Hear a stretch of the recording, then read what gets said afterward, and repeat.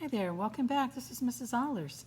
Hey, we just finished our cover following the color wheel order clockwise, counterclockwise to get that illusion of color on our cover. Your pressure is up to you. If you want more intense colors, you can press a little harder. If you want that light kind of pastel pressure, that's fine by me. I just want you to really review this nice color wheel, and it's on your desk, okay? You don't have to do the semicircle. Remember, you can change the shape if you like. The direction you're learning to do pressure, it's kind of that memory of pressure and how you like to see it, all right? So once we get that finished, we're moving on to the front page, which is going to be either left or right. We've got page 1, page 2. We're going to do a review on perspective. Some of you have probably already done this, but maybe it's been a while. So regular pencil or a mechanical pencil is fine by me. I prefer a regular pencil because you can use the point and you can use the side for shading. So you need your ruler, it's on your desk. I love these because they're see-through. You're going to have a horizontal line, that's where your sky meets the ground, to establish some space in your illusion. I'm going to ask you to do a pencil point, maybe just right of your fold line. We are using the elements of design, so right now I'm using lines to set up my space, okay?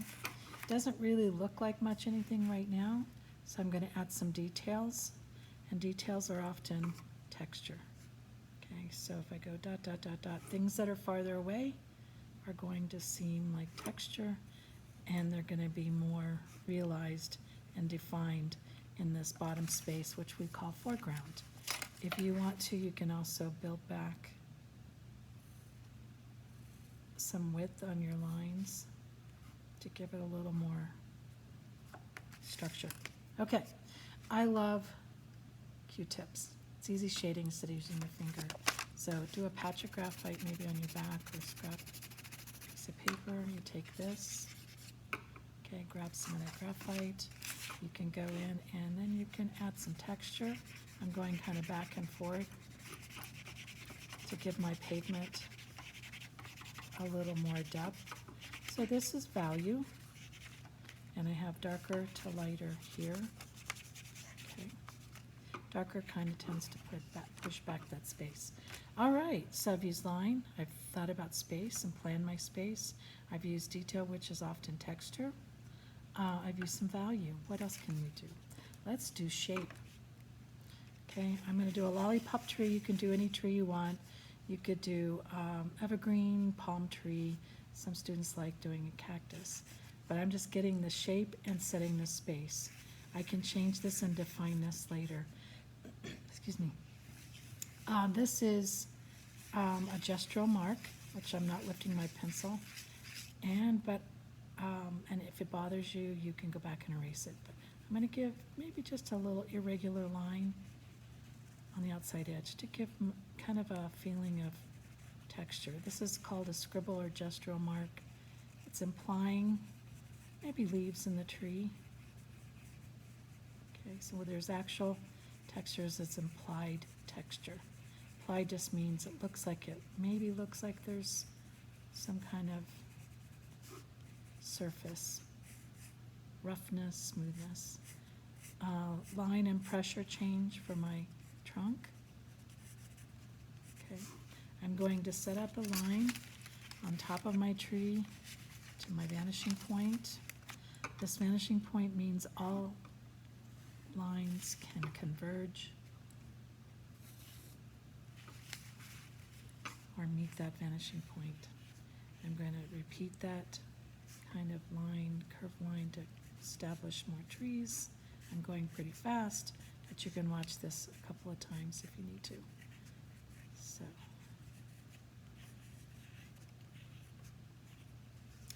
all right, I've got size, I've got shape, I've got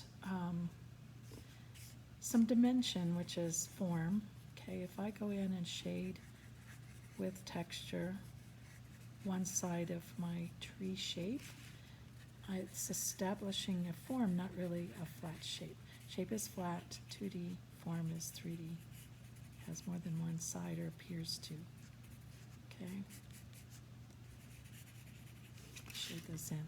So 1, 2, 3, 4, 5, got 5 trees.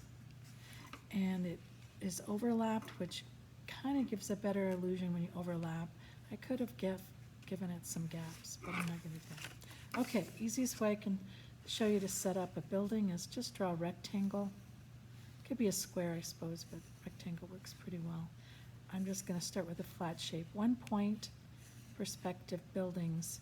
Usually you see the flat side first, not the corner. Okay, so there's no tricks on this. I can do a doorway. I can do some windows up here if I want to. I could do a sign here if I want to. And there's no tricks, just straight on view, okay?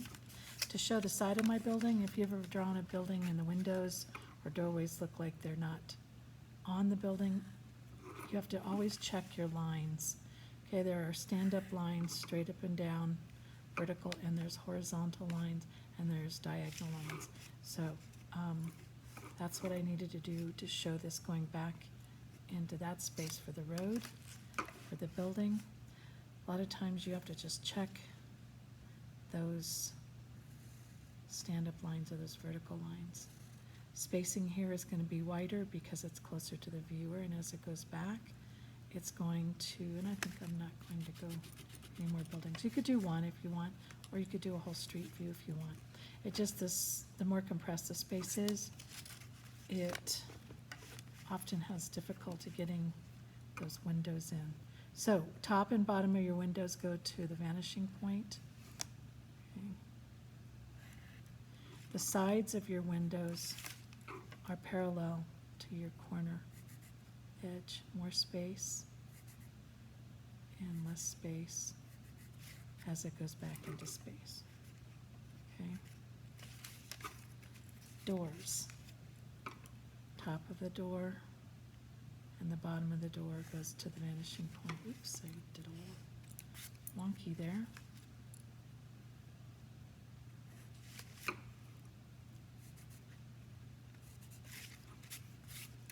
Okay, so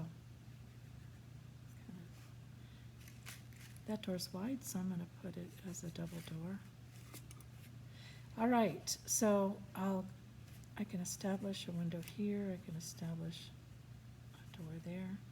If your door doesn't look right, check the top and the bottom, and you might have an extra corner, okay, that you need to fix. You can leave a flat top of this building, or you can do a peaked roof. If you do that, I just usually kind of do a triangle. Go back to my vanishing point. This line has to be parallel with this building, and this building needs to follow. Okay. You can add brick, you can add shingles if you want. If you do brick, go to your vanishing point and do all your lines, and then there'll be less space here and more space here. Sidewalk, set up the space this way. And there's a little trick with the sidewalk. The lines that break the cement sections, they have to be horizontal lines. They need to follow that horizon. And then the spacing is more as it gets down to the foreground here. And curb check, we'll do a little curb. And then this wraps and brings it down to show that curve, okay? If you want, you've got some space here. I'm going to leave it to your imagination. You can do a double road. You could do a patio, eating area. You can make this a restaurant. You could put some cars in place if you want. If you want to draw a car, all right, it's like a building, one flat side, and if you're having it drive down the road, it could look, let's see, something like, well, you could do straight on view like this and shape it and park it. But if you're trying to have it drive down your road, okay, so most cars are just boxes, right? so I just started out with the tailgate of this truck, top and bottom. That corner goes there, and then same here, kind of like your sidewalk. You have to put that side view, and I'm going to shorten that car because it's going away, and this is going to be longer. Box. So that's just a truck view.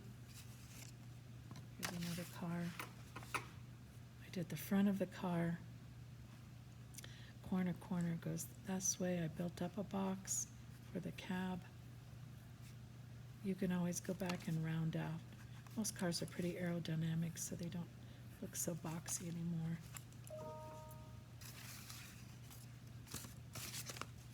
There's another car if you want to.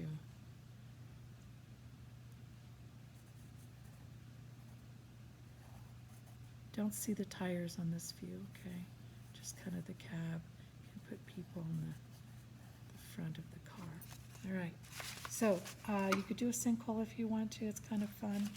And all that is just kind of a puddle shape. And then you just bring this down. I'll put a demo of this too. If you want, you can have a little island too if you want to, or you can just leave it shaded. So this back is going to be shaded to kind of make that edge. This area here is going to be the darkest. I did another jig-jag there. Just for fun if you want to. And you could build a story. You can put people on your sidewalk. You can build somebody in the window or a cat or something like that. Go ahead and do our Rocky Mountains. That takes your eye back into space. You could do a light source moon, or you could do clouds. And your high school, so go ahead and do that sun as a 3D kind of form. Real easy to draw. Lost my graphite. Grab some more. You can draw your clouds pretty easy. And to really make them stand out, you kind of have to go in and shade your sky. Okay, and then they pop. Upper atmosphere is darker. As it gets to your mountains or your horizon line, is going to be faded and be a little lighter. You can add fence. You can add, people back here, other buildings. I'm going to let you decide.